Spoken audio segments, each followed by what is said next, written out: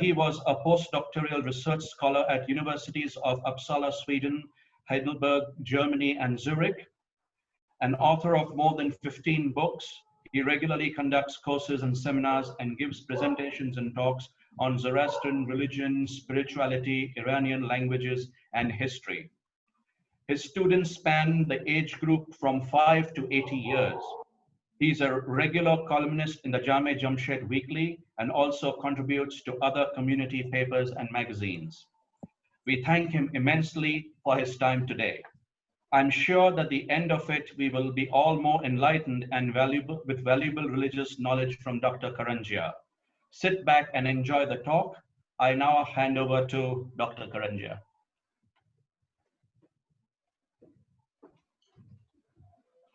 Good afternoon, all of you. First of all, I thank AZA for inviting me for this talk. And more importantly, Mrs. Farida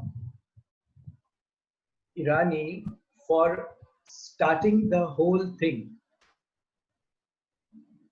Richard Bach in one of his books says that anything that you see around you was first started by an idea.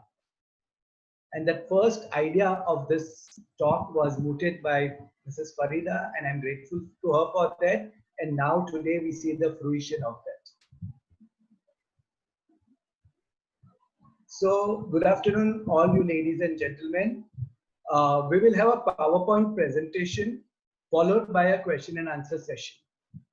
And if at all you have any queries while the talk is going on, you can just put it in the chat box and we'll deal with it later on. Zoroastrian religion, like all other religions, is a very fascinating religion. I would say Zoroastrian religion more so because it is the oldest and the first religion in the world.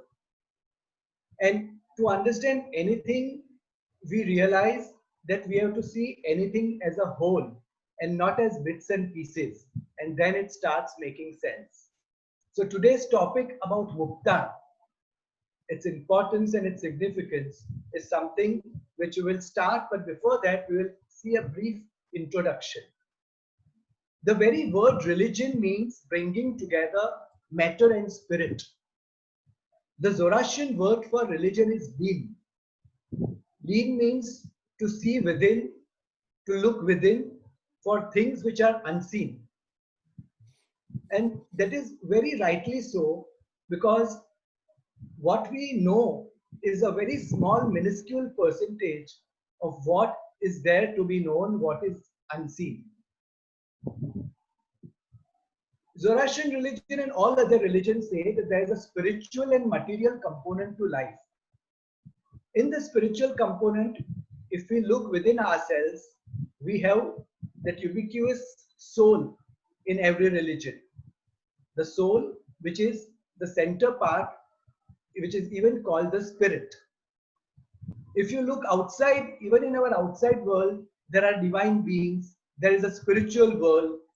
We call them Ameshaspans, Yazads, Ratus, and other religions call them by different names like angels, etc.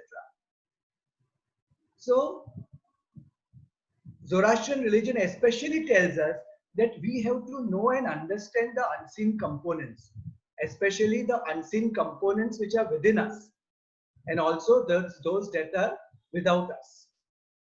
And one of the main things is soul, that is the spark of God which is there within us.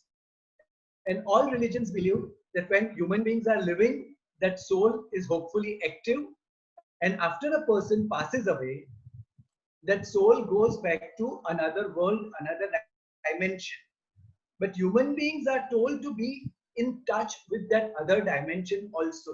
So like other religions like Christianity and Islam and Hinduism have special days for remembering the departed ones and the other dimension. Even Zoroastrian religion has special 10 days for that. And those special 10 days, we call them Mukta. But in order to understand the Mukta better, we have to understand what we are doing during the Mukta and why we are doing it. because generally we look at the Muktad in a very short and narrow perspective. Over a period of time, if we see, Muktad was something very different. And today what we are doing is something very different. We are not doing something wrong. What we are doing is right, correct, but it has narrowed down. So we will try and examine that. But before that, let us see the unseen components of a human being. Let me start the slideshow.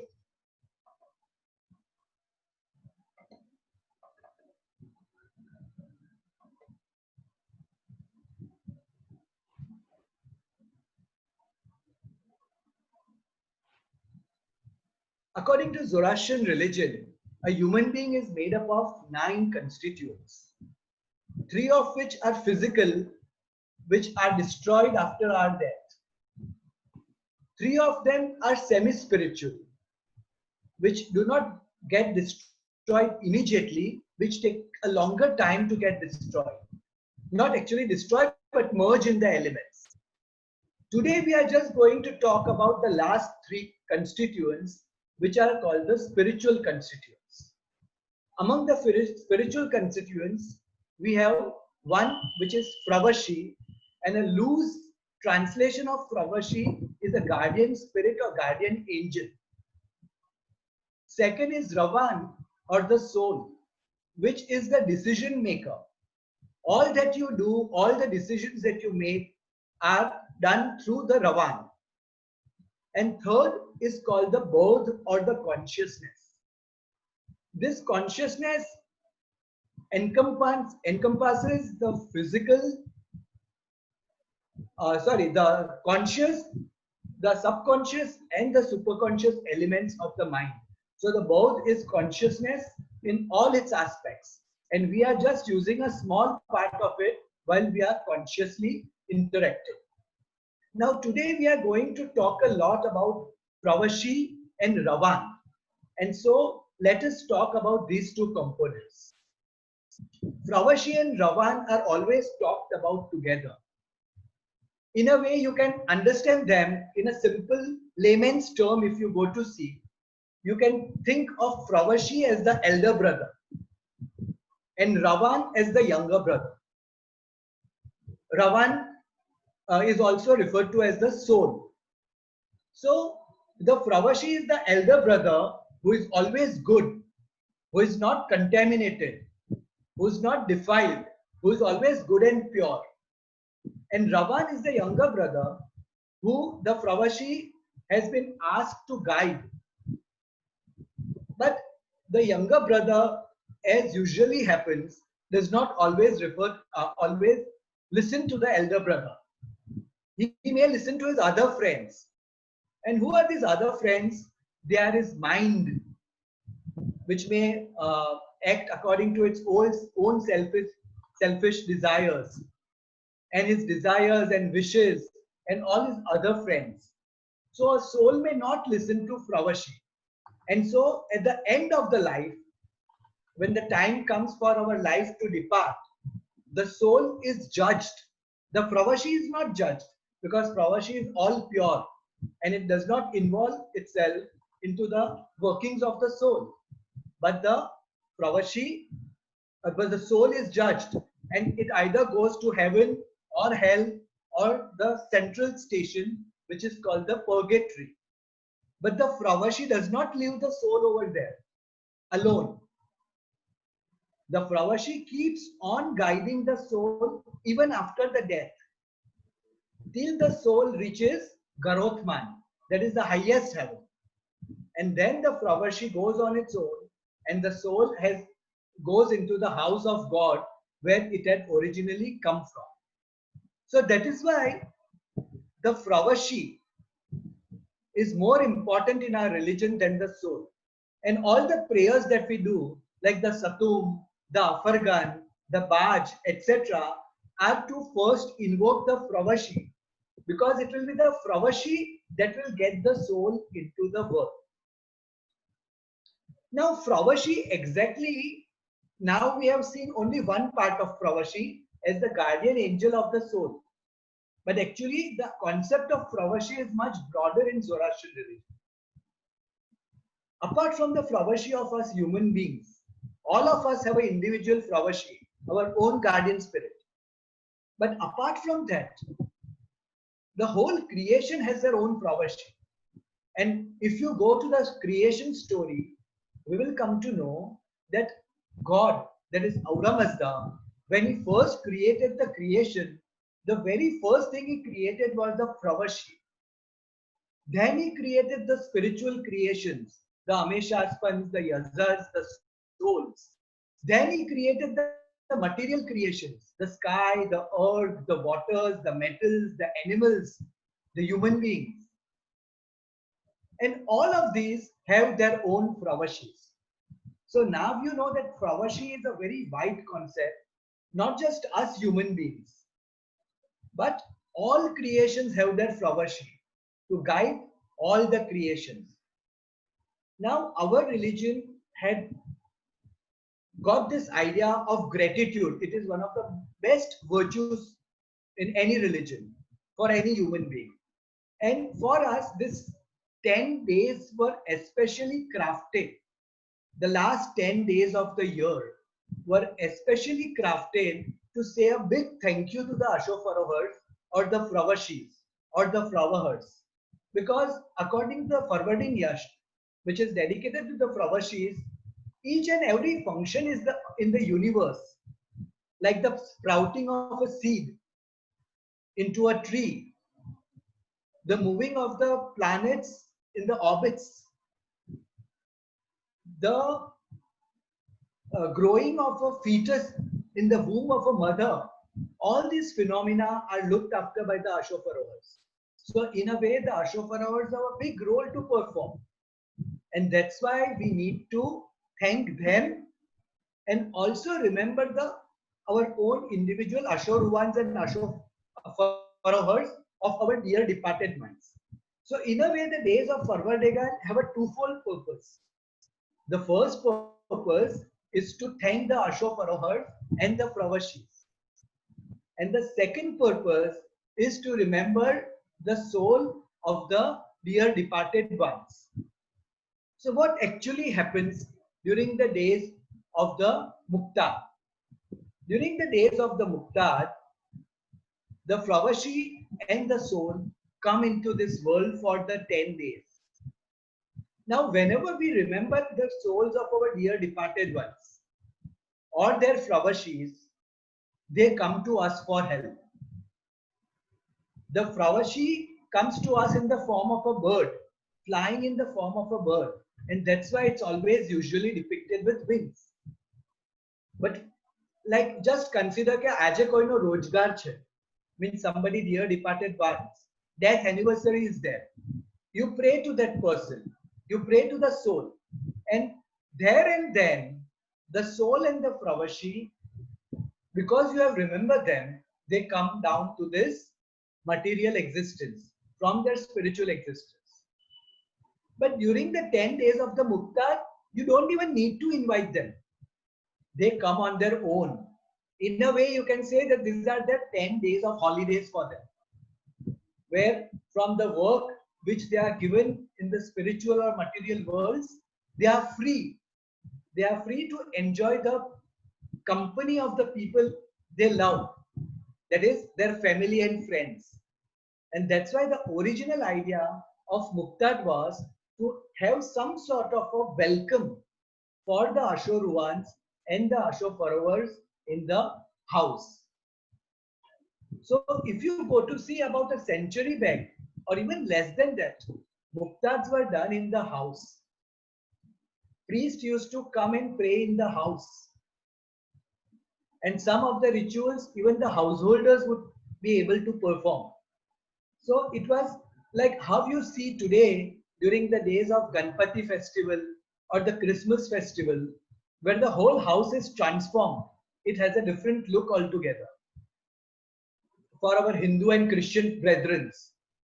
In a similar way, during the days of Muktad, a Parsi, a Zoroastrian house was transformed. It had a festive look. Like just imagine if you are invited your friends or family to your place for a day or two or a week, you make special arrangements for them. You do things which they might like or love. They enjoy. So here the whole idea was that for these 10 days, you dedicate them to the Ashoparohars and the Ashoruvans. They come to this world, especially to the houses and also to the Agyaris where the prayers are done. But they love to be with their near and dear ones. And in our religious texts, we are told that the souls who are in heaven are more happier when they come. But the souls who are in the lower stations, they are happy when they are here, but they dread to go back to their own existence in the spiritual world. Our religion is so graphic about it, about this idea of souls and pravashis. So now let us see about the terminologies that we are using. The very word Muktad comes from the word Mukta Atma. Now all of you are aware of Gujarati and Hindi. So Mukta means free and Atma means soul. So the Muktad word is made up of two different words, Mukta Atma. And these two words, Mukta Atma, are the Sanskrit translation of our Avestan word of Fravashi. So basically, when you say Muktad, you are actually remembering the Ashoparohars. Because Muktad are the Mukta Atmas. Because mind you, our Atmas are still not Mukt till they reach Garotma. Till they are in stages of heaven, hell, purgatory, they are still not Mukt. They are still not free. But the Fravashis are Mukt. That's why the days of the Muktad were also known as Farvardigan. Farvardigan means the days to remember the Ashoparohars. Now our Parsis, Zoroastrian ancestors, who were especially doing the Muktad in the house, they used to think that their own departed ones have come to the house. And generally those who have departed are elderly. જે લોકોને આપણા ગુજરાતીમાં ડોસાઓ કહી. So in the past, the Muktad were also referred to as dosla. I don't know any of you are whether aware of it or not, especially those who are senior may be aware of it, but the term Muktad was also referred to as doslas in a humorous manner in the house. કે ચાલો હવે તો ડોસલા થશે, હવે તો ડોસલા આવશે, એવી રીતના they used to speak. Another term that was used is machi. Now today in present time, we only know machi as the offering of sandalwood done to the sacred fires. But in the past, machi word, which actually literally means a platform, it comes from the word manch, the Hindi word, Sanskrit word manch, which means a platform. So actually we were making a platform in the house of an arni. Arni was a three-legged metallic stool on which a kuncha, that is a metallic tray, was kept, and on which a flower, something to hold the flower, was kept. So that's how the word machi was also used for the Muktad. Another word that was used for Muktad was takchan, because in some houses this machi was not kept, this platform was not kept, but in the taka of a house, you know, taka means a niche, which is a hollow in the wall. So sometimes in the house, even in the taka of the house, flowers were kept. So this taka was called a tak. Ajabi apne we say taka bari, when there is a niche in the wall and there is a cupboard made over there. We in Gujarati call it taka bari, means a small cupboard in the niche. In Iran, the term Muktad is usually referred to as the Panji. Panji means the 5 days, because the days of the Muktad are generally divided into 2 parts of 5 each. The first 5 days are the last 5 days of the last Zoroastrian calendar month Aspanda. Roj Astat to Roj Annera. So they are the first 5 days which are called Panji K. Panji K means the smaller 5 days.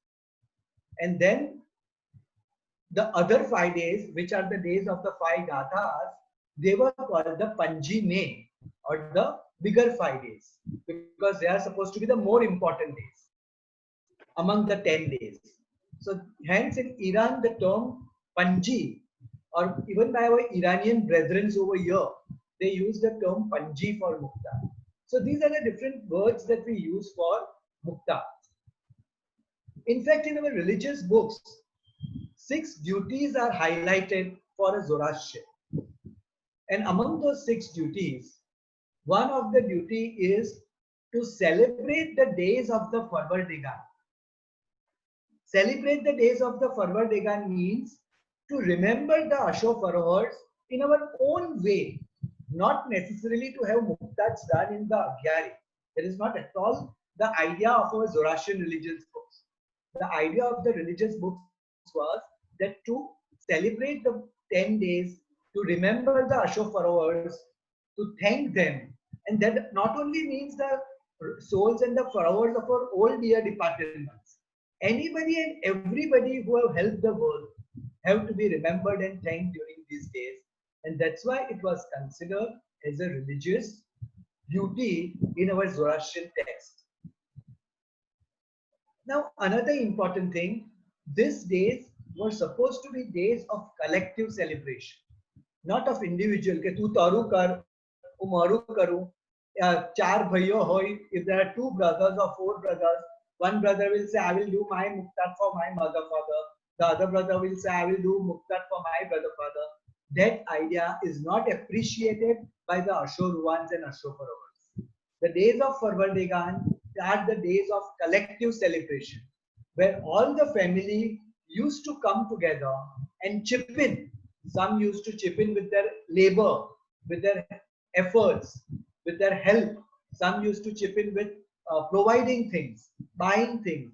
And so everybody used to chip in. And there was one vase in the house, and that vase was called the Beru. Even today we use the term Beru for the vase or the karasya that we use for the dear departed ones. Now, actually, the word Beru comes from the Persian word Bahar. Bahar means sharing, and that very word Beru for the vase signifies that the idea of Muktat is a collective effort of sharing and caring, and it is not supposed to be done individually. And during these 10 days when the Ashoparovars come to the world, whether we invite them or not, they purify the world. And we hope and pray that during present times, when the coronavirus is rampant in the world, we really hope and pray that this 10 days when the Ashoparovars come, we hope and pray to them, make them happy and satisfied, so that when they go, they purify the world and give us a better world. Now, when we invite somebody in the house, what do? We keep in mind what they like the most. We first think of their food preferences. What do they like? Veg food or non-veg food? Then we cook accordingly. If they are non-veg, then again their preferences. Whether they like meat or chicken or fish or vegetables, then we cook accordingly. Then the soft drinks, then the hard drinks. We take care of everything for them. So the idea is that for this 10 days, when our Ashoparovars are coming to this world, we have to take care what they like. And here is a list of what they like. First of all, they like cleanliness and purity in the house and in the world. Secondly, they are fond of light. They are not fond of darkness. They are fond of light. Thirdly, they are fond of fragrance, and they hate any sort of stench. In fact, they don't remain present wherever there is stench. So that's why we create fragrance. And by fragrance, we mean natural fragrance, not artificial fragrance. but natural fragrance. And one of the best things to give natural fragrance are flowers. And secondly, even the good fragrance of food is appreciated by them. So in our prayers, we make food prepared by Zoroastrians, and warm food is kept for prayers so that their fragrance is accepted and appreciated by the dear departed ones and the Ashokaravas. Then one of the best things they like are sound of prayers. And that's why we should devote ourselves to as much time as possible in prayers. Of course, we should do our household activities, we should do our office work or whatever, but maximum time we may try and devote to prayers because that is what they like. And once they are in the house, we should think of what they like. Next important thing, they like peace and harmony in the house. They don't like kachyo kankas. They don't like maramari in the house. They don't like people fighting among themselves. They like that there is peace and prosperity, peace and harmony in the house. And lastly, they like prosperity and harmony. They like wealth. They don't like poverty. They don't like if people are staying in a way where they are not able to satisfy their daily needs. So prosperity and charity are also done during those days. So just think of these 6 points. Anything and everything connected to the Muktar and Farvardegan revolves around these 6 points: cleanliness and purity, light, fragrance, prayers, peace and harmony, and prosperity and charity. Now, in the past, when Muktas were done in the house, how did we prepare the house? First of all, before the starting of the Mukta, the entire house was clean and sometimes even whitewashed, especially the room in which the Mukta prayers were to be done. So one room was specially prepared, but the whole house was clean. Then people of the house, especially ladies, who used to prepare things for the rituals, who used to prepare food for the rituals, they even took a naan before the Mukta in the past because they wanted to be in the best possible ritually pure way. Then provisions were stored for 10 days in the house so that people did not have to go out unnecessarily to get and buy things. And they could devote more time to be with the Ashok ones and Ashok Pravashis in the house. And so people even used to keep night vigils, sit and talk so that the Ashok ones and Ashok Pravashis would feel that the presence of their near and dear ones is there. Then everybody would chip in with something on the other.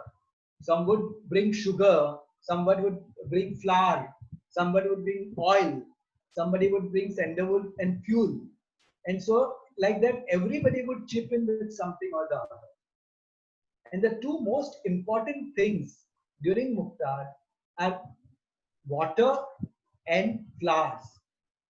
Even in the vase, in the agyari or in the house, in the Muktadnu vase, what do we keep? Pure and clean water and a flower or two. So these two things, according to our religion, are symbols of Khordad and Amardad Ameshaspan. Each of our Ameshaspan presides over a creation. Khordad Ameshaspan presides over water, and Amardad Ameshaspan presides over plants and vegetation. So flower is a representative of that. And these two Ameshaspans also look after rewards for the soul. And the rewards for the soul are perfection and immortality. So in a way, when you put flour and water in the vase, you are telling the Ashurvans that we are praying that you may reach perfection, so that you may reach immortality in Garodha. So flowers and water are a symbolic way of telling our Ashurvans and Ashurvaras that we love you and we will try our best to see that you attain perfection and immortality as fast as possible. Now, we have often heard that Mukta in the past especially was celebrated for 18 days. Nowadays, we celebrate the Mukta only for 10 days, and some people even do just the 5 days of the Muktar. Some people even pray during one of the days of the Muktar. But by and large, today we celebrate the Muktar for 10 days. As we have seen, the last 5 days of the Aspandat Mahino and the 5 days of the Gathas. So Muktar are for 10 days. Now in almost all our religious texts, like the Farvardin Yash, the Pahlavi Vandidar, the Rivayats, the Sattar Bundahishna, and all the old manuscripts, we have been told that Muktat should be of 10 days. But since the 15th century in India, that's for the last about 600 years, we have noticed, and the earliest records of the 18-day Muktats come back from then. We have noticed that Muktats were celebrated for 18 days. And in the 1970s, once again, almost the whole of the community came together and realized that in the present times, it was difficult for the 18-day Muktar, and they reverted back to the 10-day Muktar. Now, some people feel that we are doing something wrong by doing the 10-day Muktar, and the original thing was the 18-day Muktar, and 18-day Muktar is the only right thing. So let us see how did the concept of 18-day Muktar develop and why it is not mentioned in any of our texts. Now, as I told you before, we Zoroastrians believe that we live in tandem with the spiritual world. We always remember our dear departed ones, even on good and auspicious days. You must be knowing that even during wedding, we have special bhaj performed for the dear departed ones in the Agyaris. So, even on our auspicious days, we remember the dear departed ones. And in the past, on any festival day, in a Zoroastrian household, Gujre Lavani Yad Thati. The departed ones were remembered. Afargan and Farokshi were done for them, and Baj also in the Agyaris. So now, after the 10-day Muktar, what comes immediately the next day? The Navroz, the New Year Day. The Parsi Shenshai calendars New Year Day. And so on that day also, the dear departed ones were remembered. Then we have a big festival called the Farvardin, the festival of Rapithwa Nijwan, which takes place on the Ardivesh Roj. And on Khordat Sal, of course, is the birthday of our Prophet. So immediately after the Muktar, there were 3 days on which prayers were done. On Hormuz Roj, that is the 11th day. On Ardivesh Roj, that is the 13th day. And on Khordat Sal, that is the 16th day. So what our ancestors thought, that instead of doing this prayer, why not amalgamate all these days together? Why not amalgamate all these days? In between je divaso rahi gaya, Bamban Roj, Sherevar Roj, Aspandat Roj, we even have prayers done on that day. And that is how the concept of 18-day Muktar came about. One day was added at the beginning, Ashishwang Roj, as a welcome day. And one day was added at the end, the Amardad Roj, as a goodbye day, the farewell day, which was called Valavo. So in that way, the 18-day Muktar developed perhaps in the 15th century in India, or even before, but the first records are found in the 15th century books. Now, till the 1970s, most of the people celebrated 18-day Muktars. But then people found it very difficult, monetary wise also, and devoting time also. And that is when perhaps the whole of the community came together and decided that we should again now revert back to the 10-day Muktar. And that is why for the last almost 50 years, we are celebrating 10 days Muktar, which was the original concept. Now, even during the 10 days of the Muktar, there are some special days.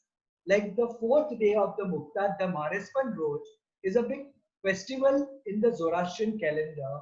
It is called the Din Be Mino Marespan, because it was on that day that Zartoshtha was formally accepted as a prophet by King Gushtas and his court and his family and the country.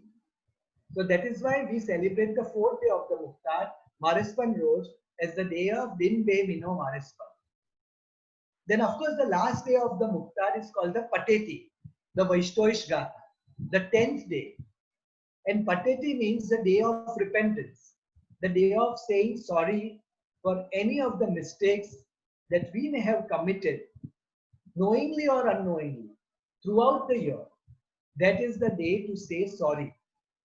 And people prefer to say sorry in the Ushenge, the last day of the day. But we can say sorry in any of the days. So many of our Zoroastrians say a special prayer from the Khorde Avastha called the Patet Pashemani. The Patet Pashemani is a prayer in our prayer books, which is especially to be recited on the last day of the year to say sorry to God. And of course, the 5 Gatha days are also very important because they constitute the days of the 6 Gamba.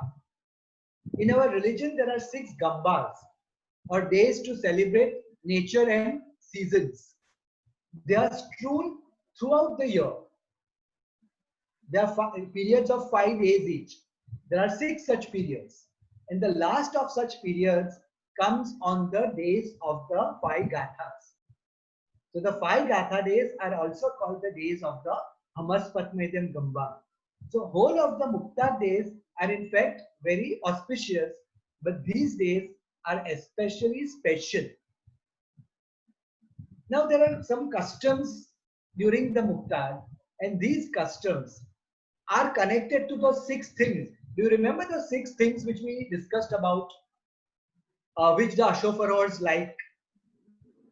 Okay, fragrance, prayers, light, peace and harmony, etc. So those customs revolve around there. Now we are told not to cut hair and nails during the Muktar days. And that is because once you cut your hair and nails, they become naso, that is dead, putrefying matter in our religion. And we believe that in our house, when the Ashorvans and Ashofarors are present, we should have an atmosphere conducive to them. Like if a vegetarian has come in your house, you don't cook non-veg food because you think he may not like it. Similarly, Ashorvans and Ashofarors don't like naso being done in the house as far as possible. So if you can avoid it, we have to avoid this. Secondly, we do not generally stitch clothes in the house during Muktar. Again, the senior members of the audience may connect with this custom. And the reason was twofold. Firstly, it was that stitching old clothes showed a sign of poverty, and we did not show that sign of poverty to the Ashorvans and Ashofarors. And secondly, stitching of clothes is something which can be avoided. It is an avoidable work. So might as well devote that time to prayer than stitching clothes. So these are the customs. Today in Bombay, of course, this year this won't be possible, but there is a custom of going from Agyari to Agyari during the Muktar. Ke Muktar ne page lagwa jaiye. Now this is not in the spirit of the Muktar if you go to see, because in our religion we are told to be in the house, be with the Ashorvans and Ashofarors, pray to them in the house, and not go from place to place, because the Ashorvans and Ashofarors will miss you in the house. So this idea of going from Agyari to Agyari is not in synchronicity with being in the house idea of Mukta. But another idea of doing a Ham Bandagi, that is a very welcome idea, because in a Ham Bandagi people come together, whether it's an online Ham Bandagi or a physical Ham Bandagi. During a Ham Bandagi, people generally come together either in body or in spirit and pray together. So such an idea is a good and welcome idea of remembering the Ashorvans and Ashofarors, because it fosters a sense of unity. Now, bringing some humor in the talk, because up till now it was very dry and serious. So in the past, there were some customs which had crept in because of misconceptions, which are no more there. But see how misconceptions bring in certain customs. So, in order to remind people that there are ruans in the house, what people used to do is put pieces of sugar cane in the house, and on that put a jama. Jama is the robe which a priests wear. So sugarcane મૂકીને તેનાથી human body જેવું બનાવતા હતા, an outline of a human body, and a jama was kept over it, and that sort of a figure was kept in the house for 10 days to remind people that the departed ones had come to the house.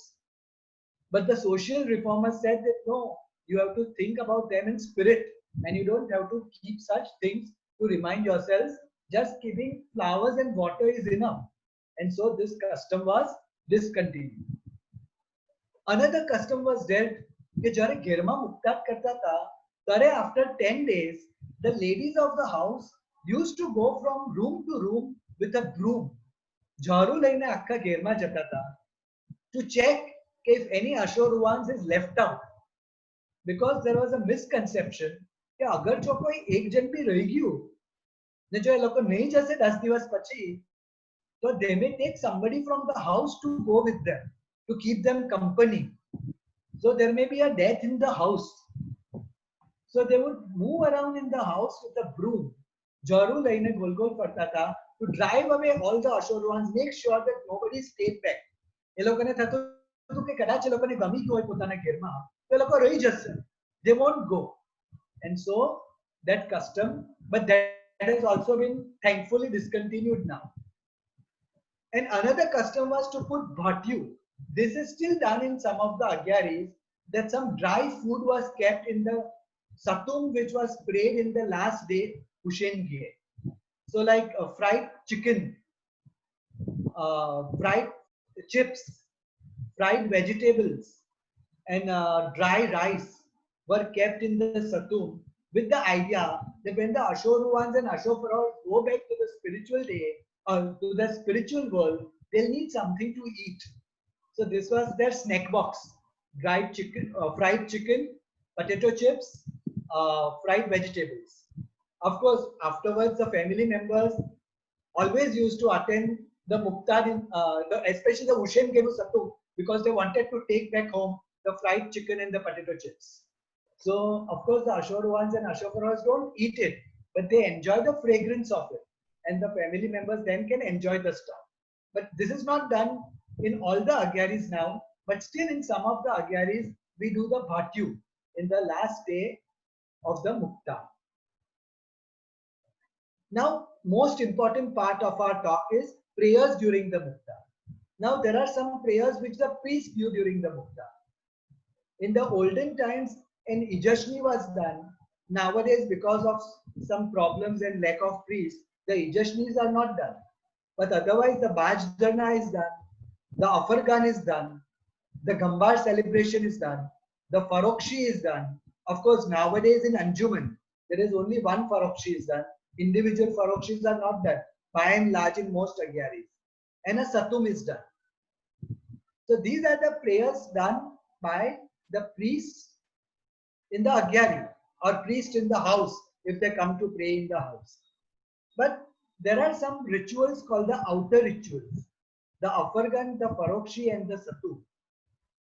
So if proper training is being taken by a laity, then they can even perform these rituals themselves if they are in a ritually pure state. Ritually pure, clean state, if in the house they are able to have that conditions, then even laity can say these prayers. And the Satum and Parokshi prayers are the easiest. The Afringan is a bit difficult. But let us now see what can the Bedins, the laity, pray during the 10 days of the Mukta. Ervat Sahib, Peshatan Karthak had written to me just a few hours before the talk that if I could deal with this issue, and I had already decided upon taking up this issue, but this is something I think very important for people. So there are some special prayers for the Mukta. The first is a prayer called Framrot Noha, which is recited for the first 5 days of the Mukta by the laity, by everybody. And if they are not able to say that, then they can recite 1200 Asham Bahus in a special formula which is called the Shnuman, which is available in books. On the next 5 days, that is the 5 Gatha days, one can recite each of the 5 Gathas in books which are available.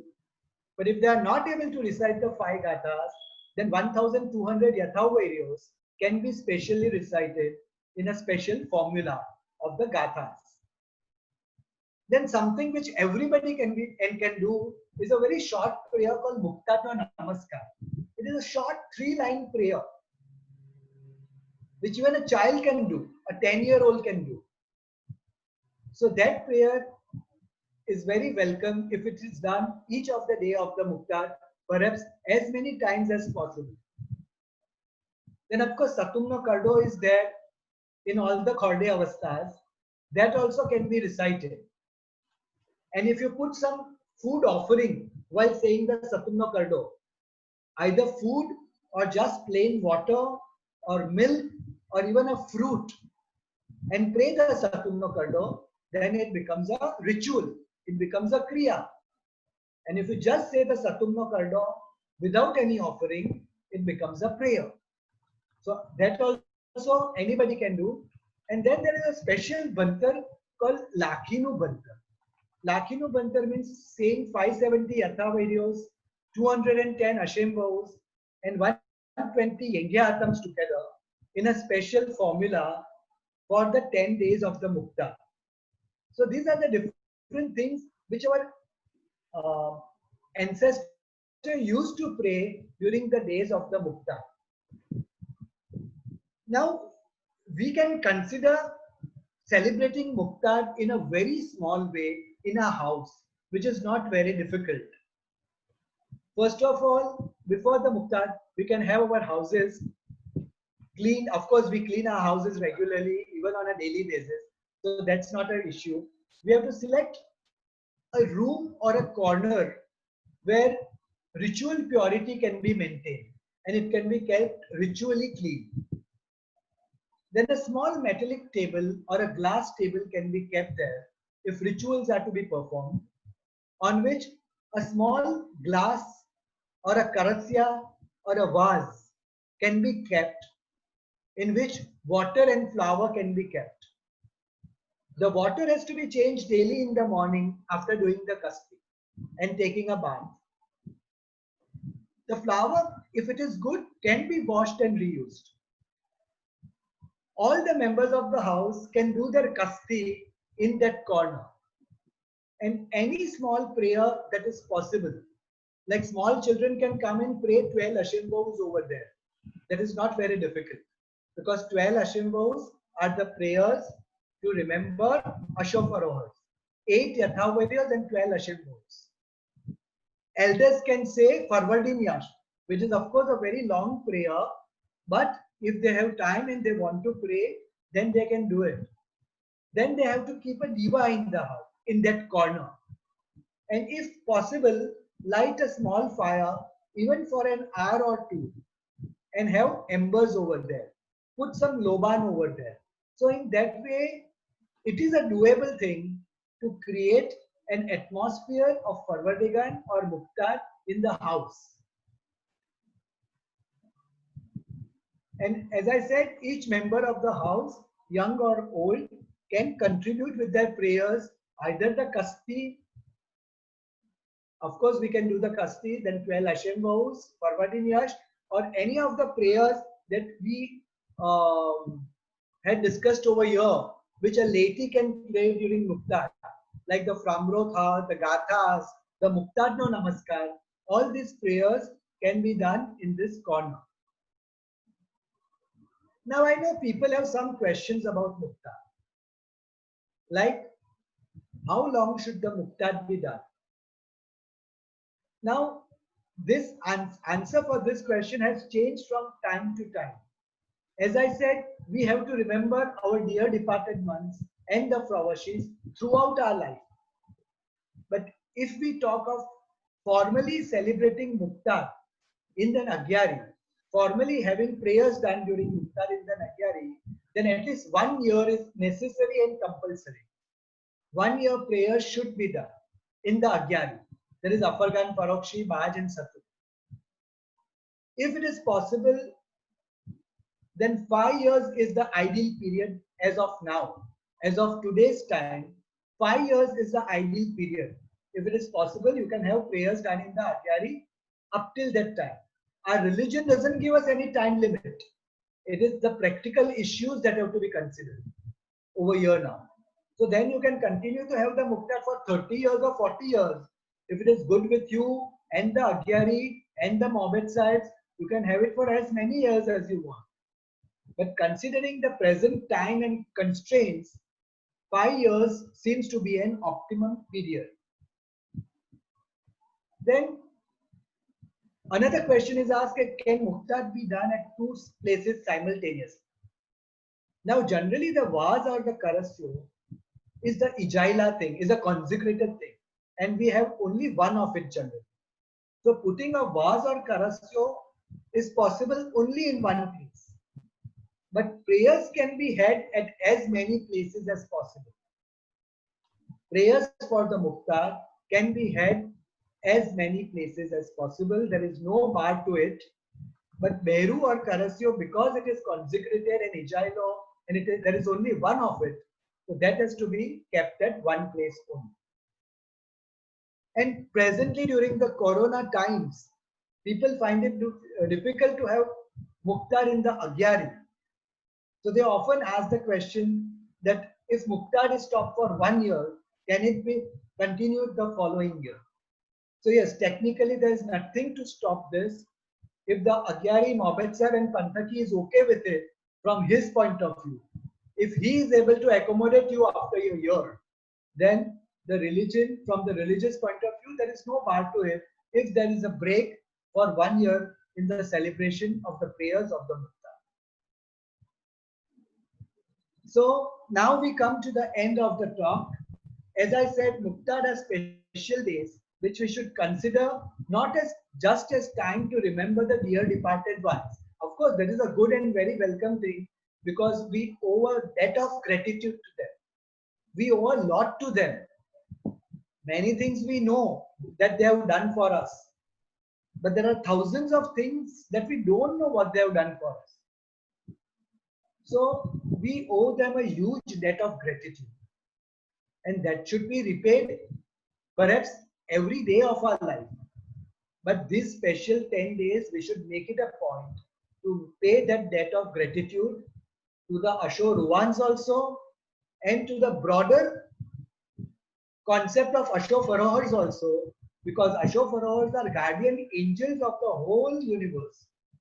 Right from the planets to the atoms, they look after everything. Right from the tiny seed to the mighty oak, they look after everything.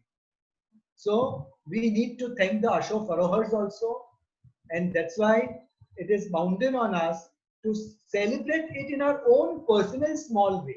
Not go out of our way, but to make it special in some sort.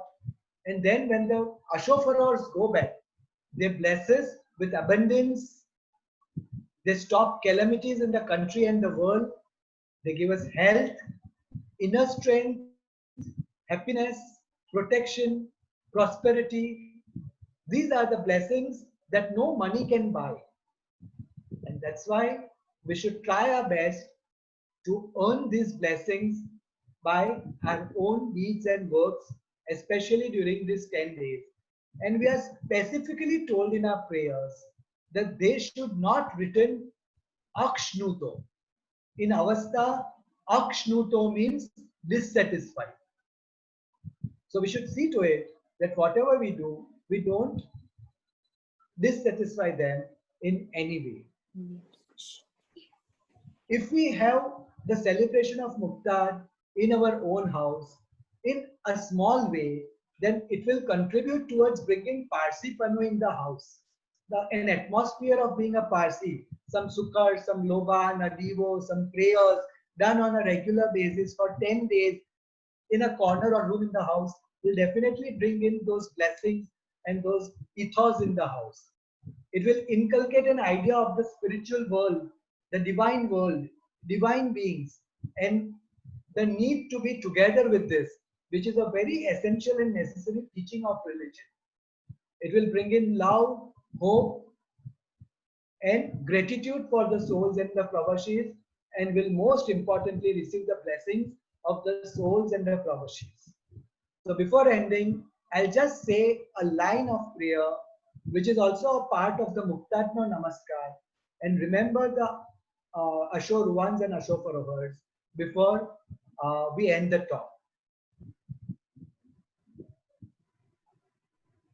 Ashaunam Vanguhesh Shurao Spentao Pravashayo Yazamaide Ashem Vahu Vaishtemasti Ushta Ushta Amai Yatashai Vahishtai Ashem.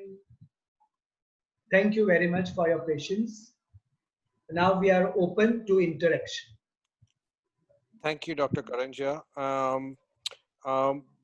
I will now hand it over to Kainas for the Q&A. But before that, Rusve, would you like to say something? Just one question for Dr. Ramyar. In these current times, we are faced with a pandemic. Many of us have not been able to do muktads or attend the muktad ceremonies in Agyaris, Atas Berams. What message do you have for the Zoroastrian community worldwide in these unprecedented times?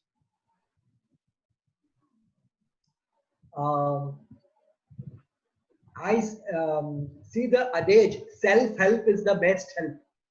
In today's time, the adage, self-help is the best help. It's no more true in present times than any time in our life. What I would suggest is that presently Agyaris themselves are undergoing very many difficulties. Prayers are not possible over there. Prayers are done to a limited extent over there.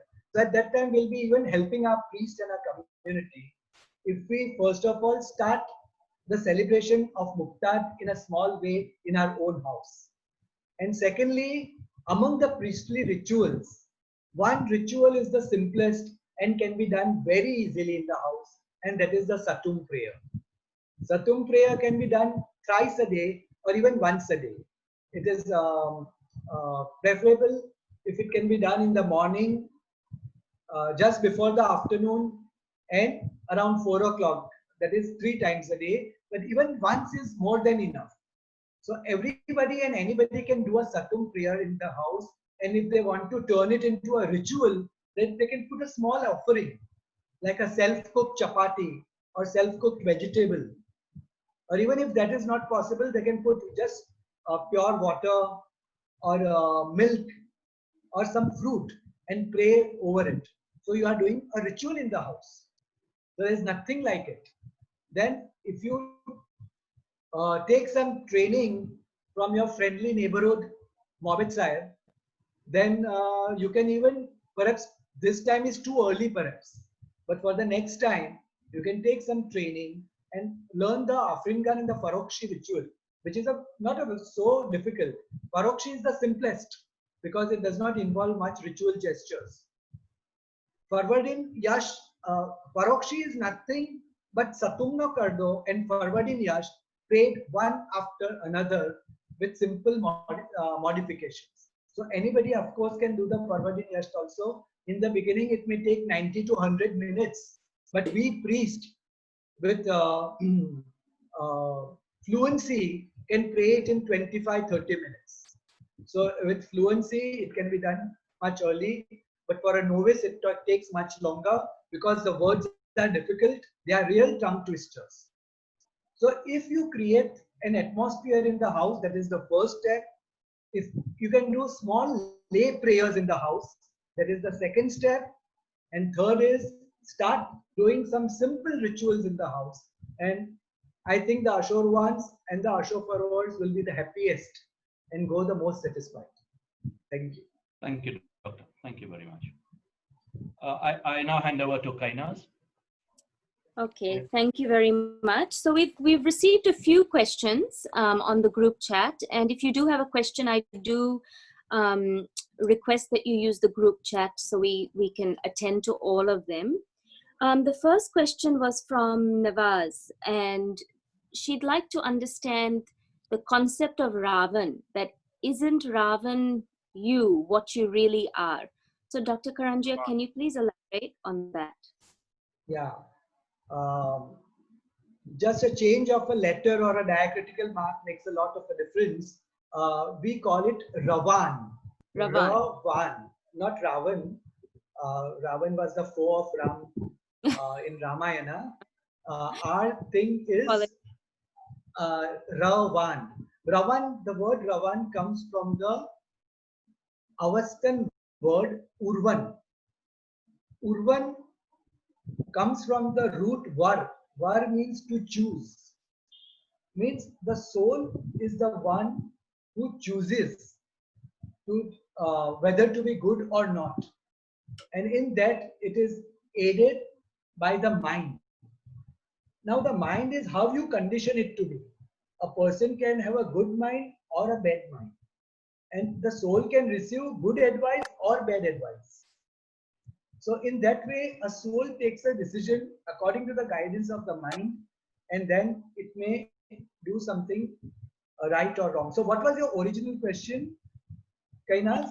The original question was, isn't Ravan you, what you really are?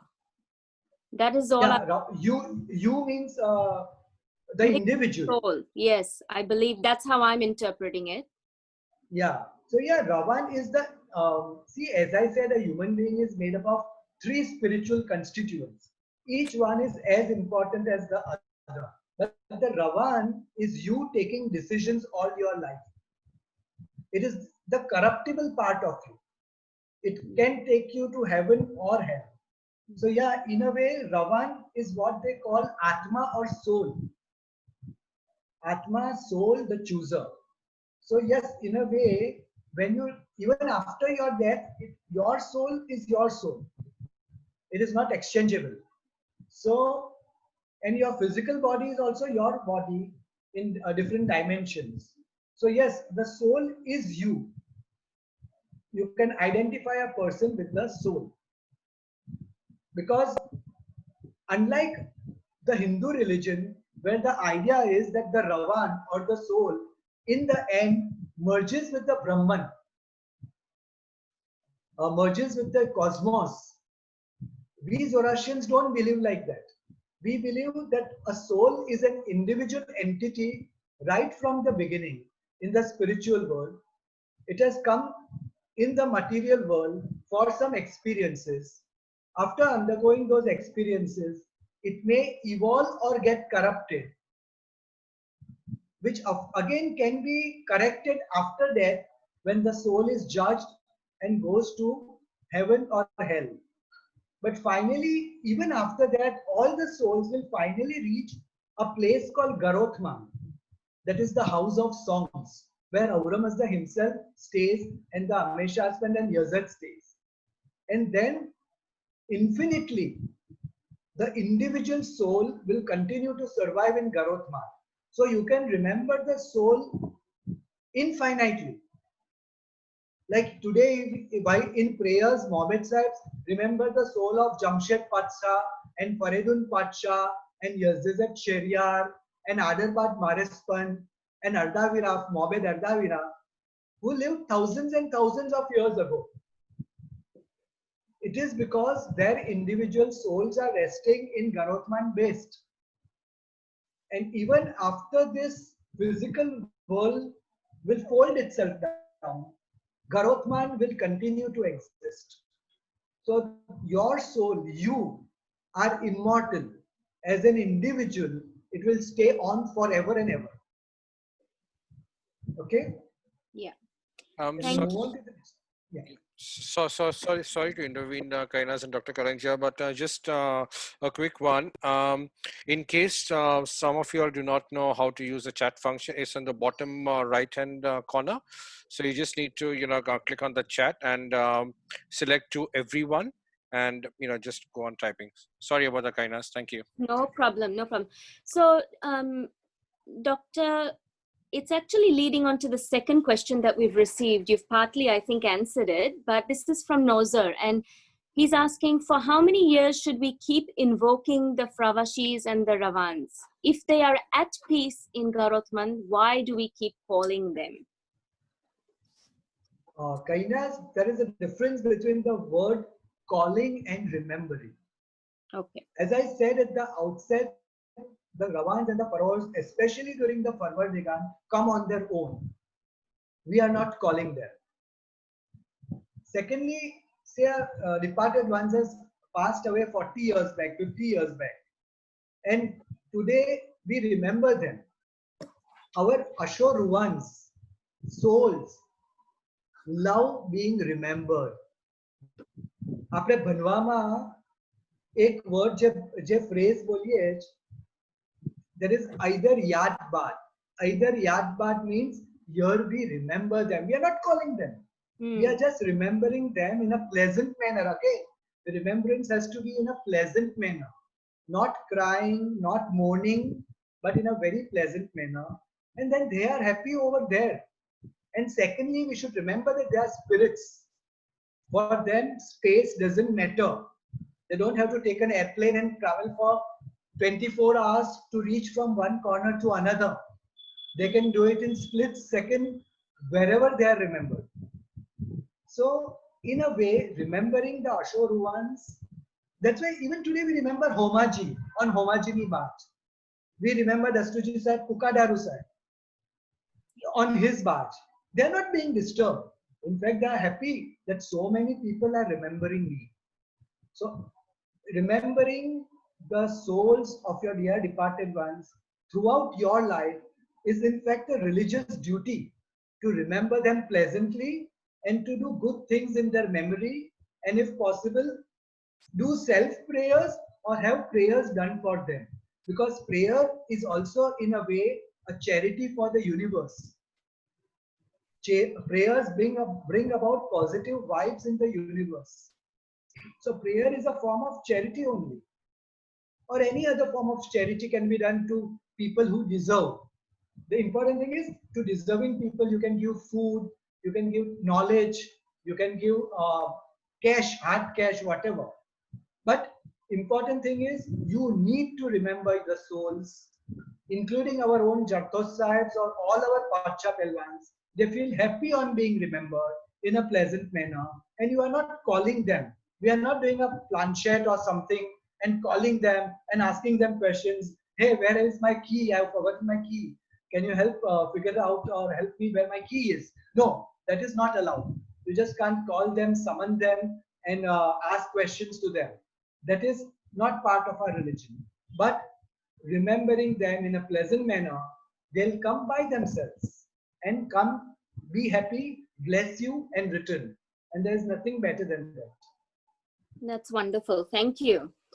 Now, the next question we've received is, should the Patet Pashemani be prayed on all 5 gathas or only on the 5th gatha night? Our religious tradition says that Patet Pashemani can be prayed every day. But again, the tradition is that we have to recite it especially on Pateti.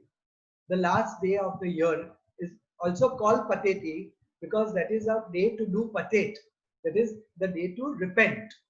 So technically, according to our religion, Patet was supposed to be done in the Ushenge. કારણ કે તમે સવારના કરી દો પટેટ પછી આખો દિવસ કરો તો શું? So the idea was કે best is કે રાતે જ કરો તો better, કે તે દિવસ બી cover થઈ જાય, you cover that day also. But you can do it whenever you want. But Patet Pashemani is a prayer preferably done on the last day of the year.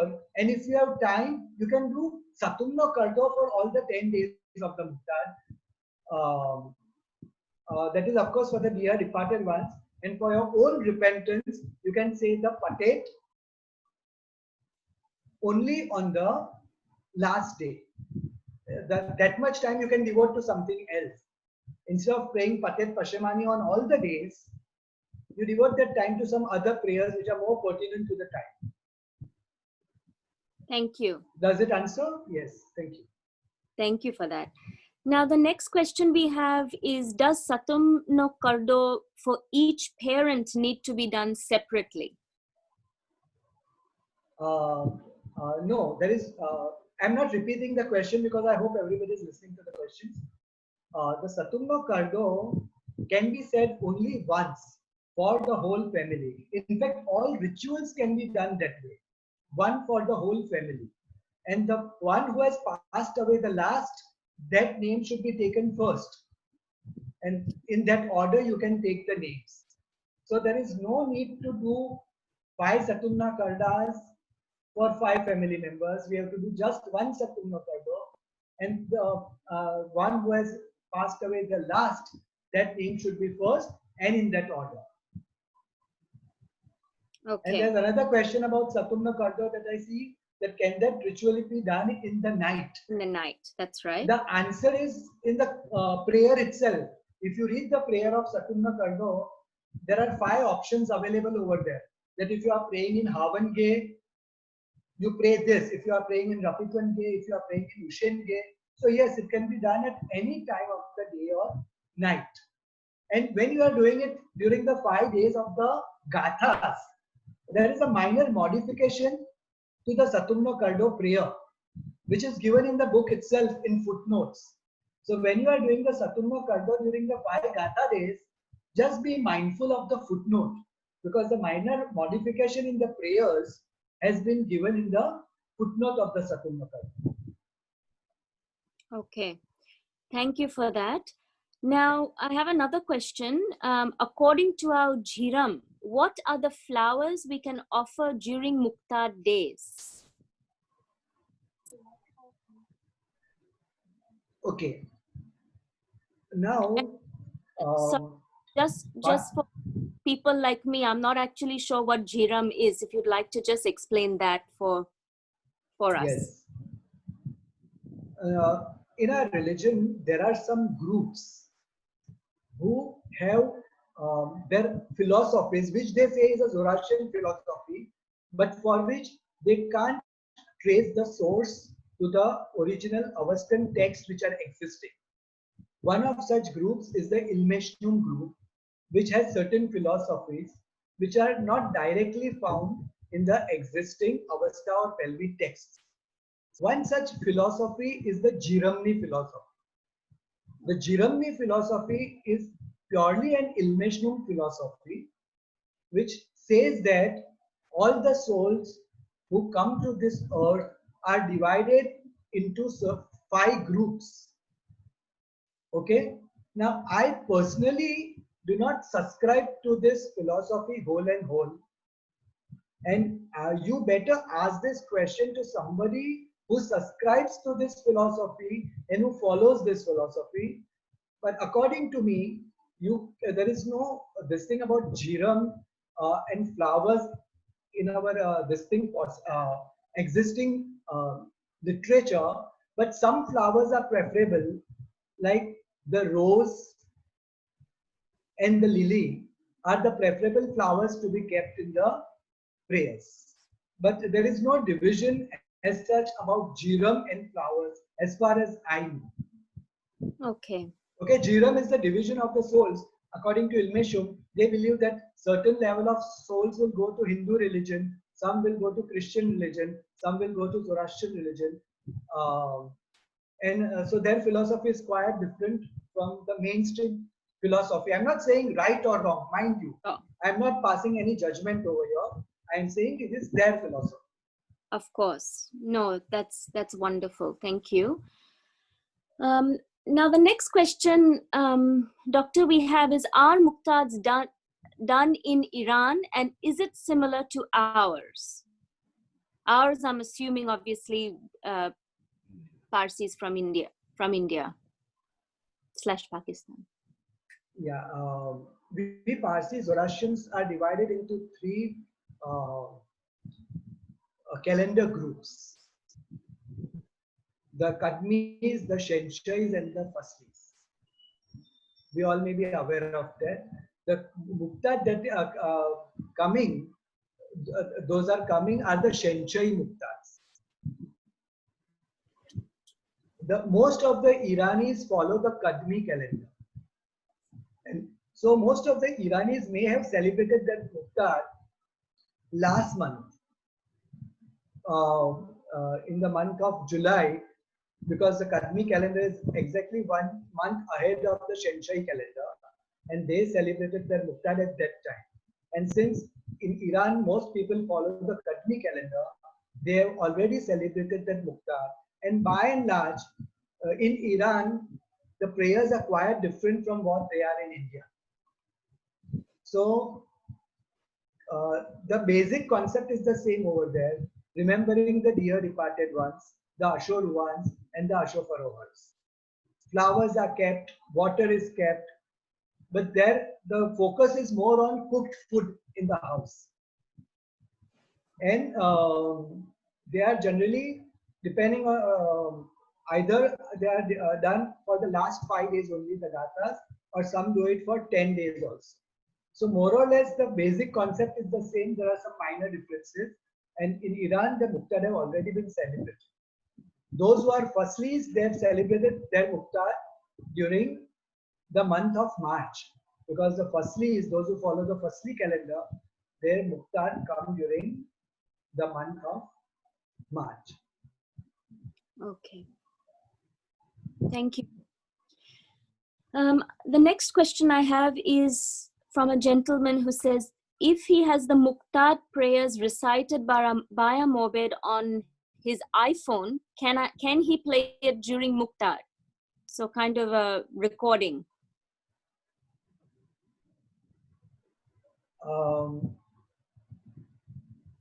A prayer or a ritual has certain elements.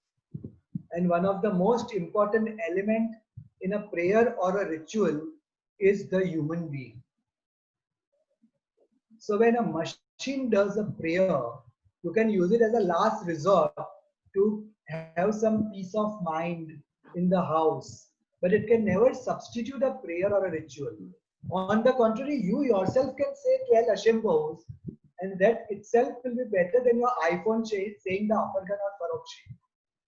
So, as I always maintain that the human touch is always necessary in a prayer or ritual, and we don't at all subscribe. Of course, if we says that Iran market, India ma koi mobed prayer kare, because prayers and rituals are beyond space and time.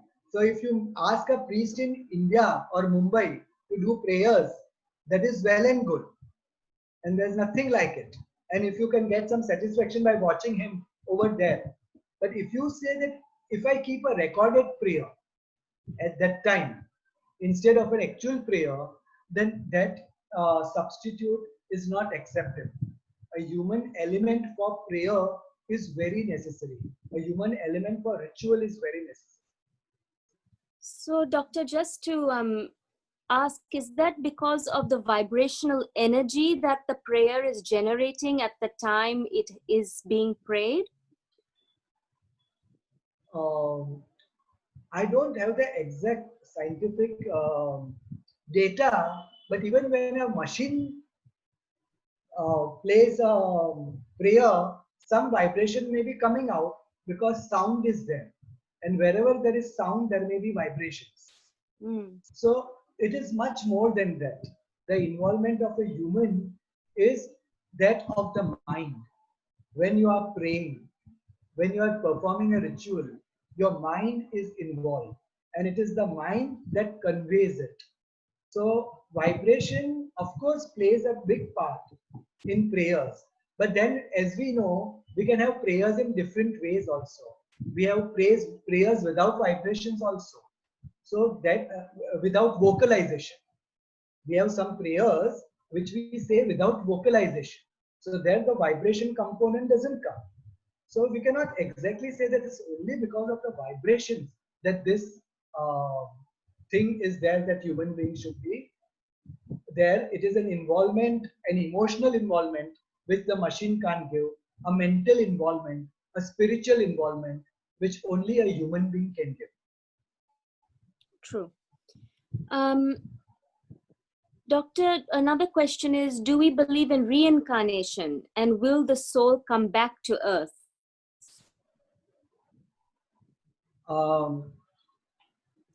Reincarnation is an idea which half of the religions of the world believe, and perhaps half of the religions of the world do not believe. You might be aware that Christianity and Islam do not believe in reincarnation, whereas Hinduism does believe in reincarnation. Now, Zoroastrians, if you ask me whether there is idea of reincarnation in our religious text, I'll tell you there is no mention of reincarnation anywhere whatsoever in our religious texts.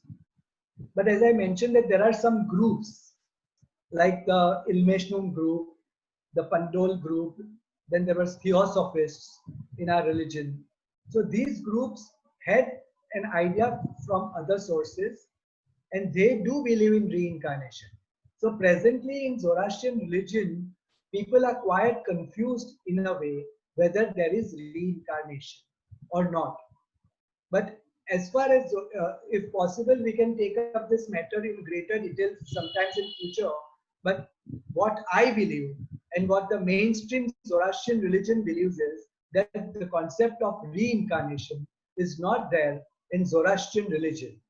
And since religions like Judaism, Christianity, and Islam have based themselves on Zoroastrian religion to a great extent, even these religions do not have the idea of reincarnation.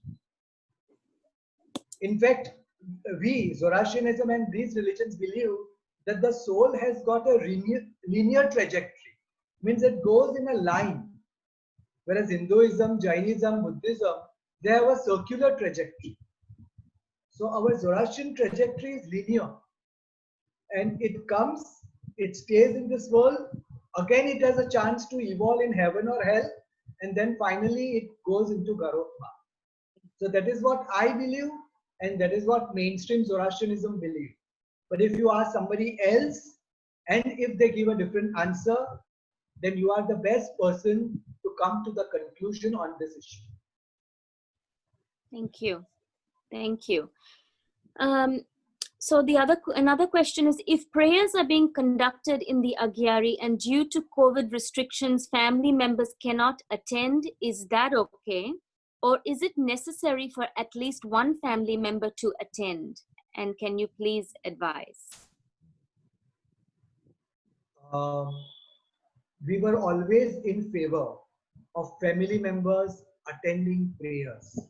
We were never in favor of giving the responsibility whole and soul to a priest, that you do the ritual and I'm sitting back in my house. Personal involvement was always very necessary in any ritual.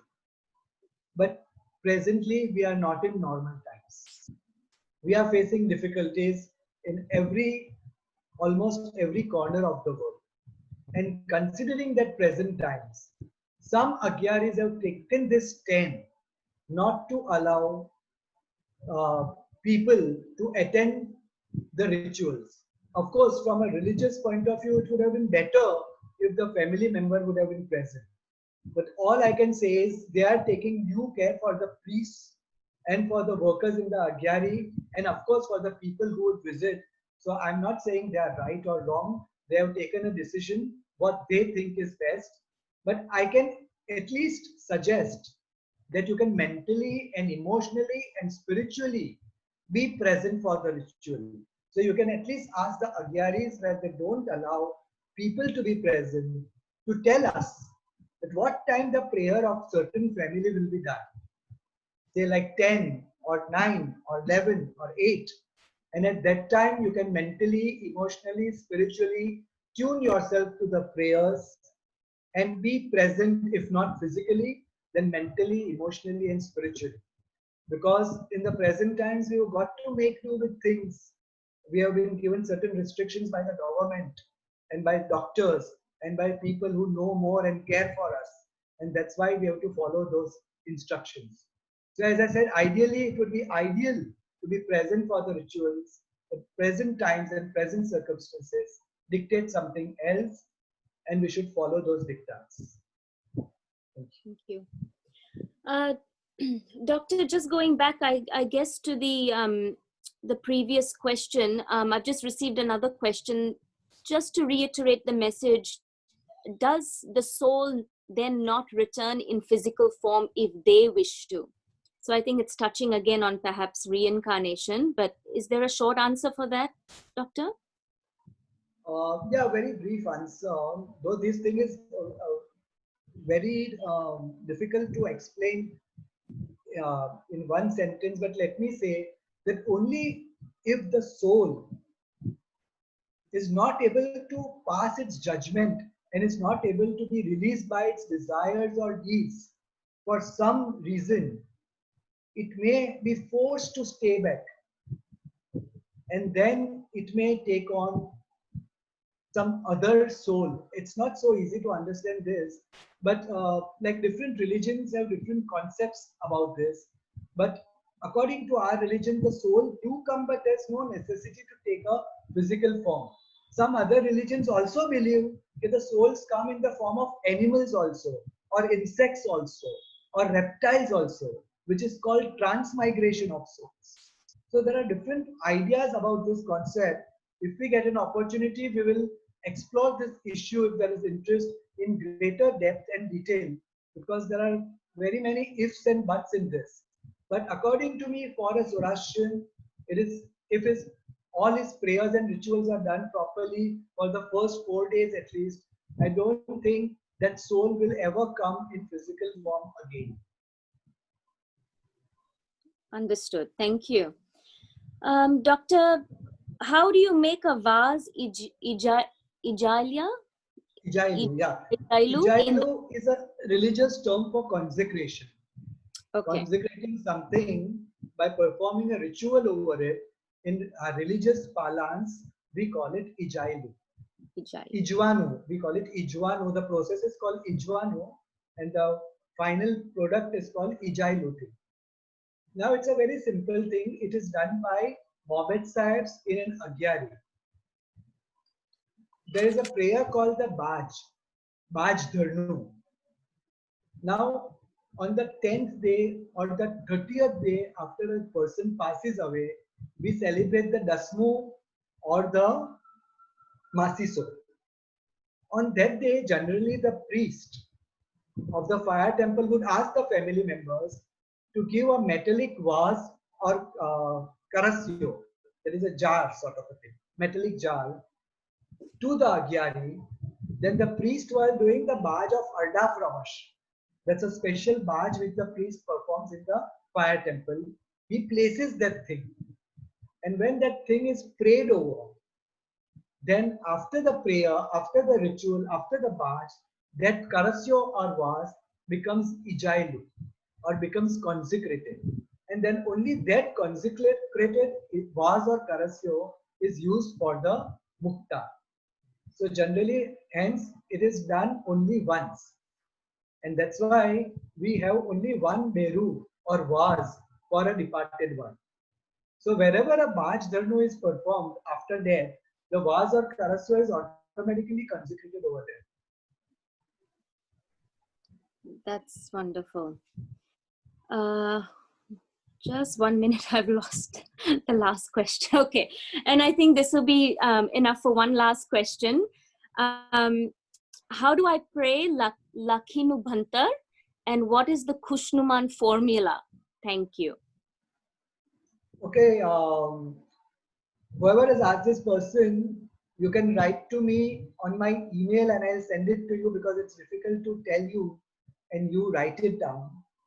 So you better email me, whoever the person is. I can't get the chat box just now, but whoever the person is, you may please write to me on my email address, and I'll give you the actual Shnuman and the prayer. Perfect. Thank you. And I have a last comment. I think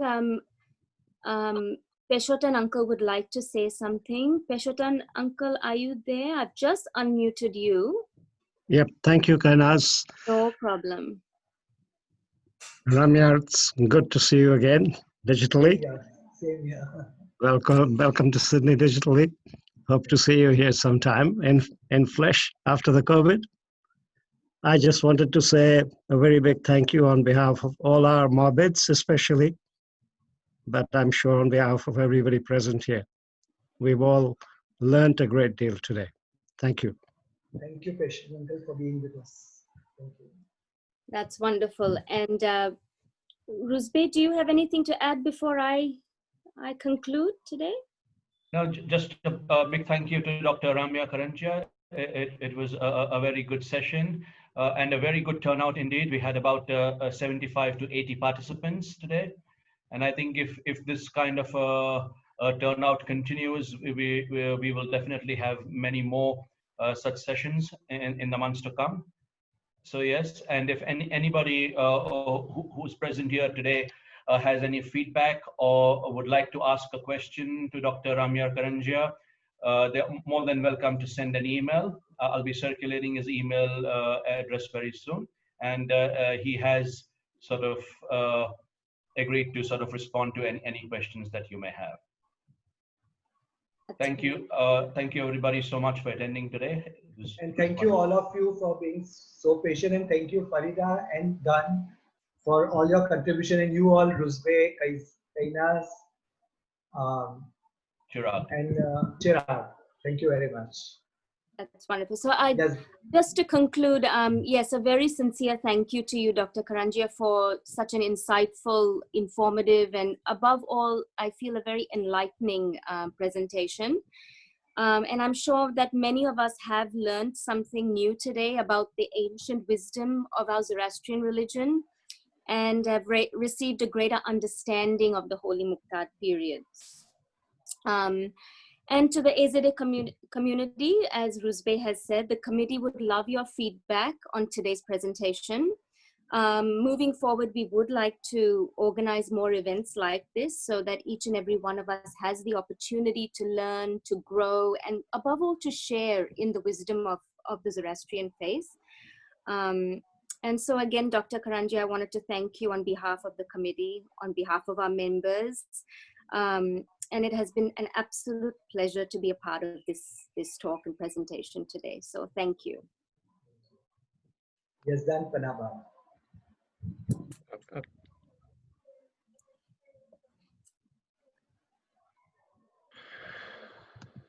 Okay, we're going to end the meeting now. Stay well, everyone.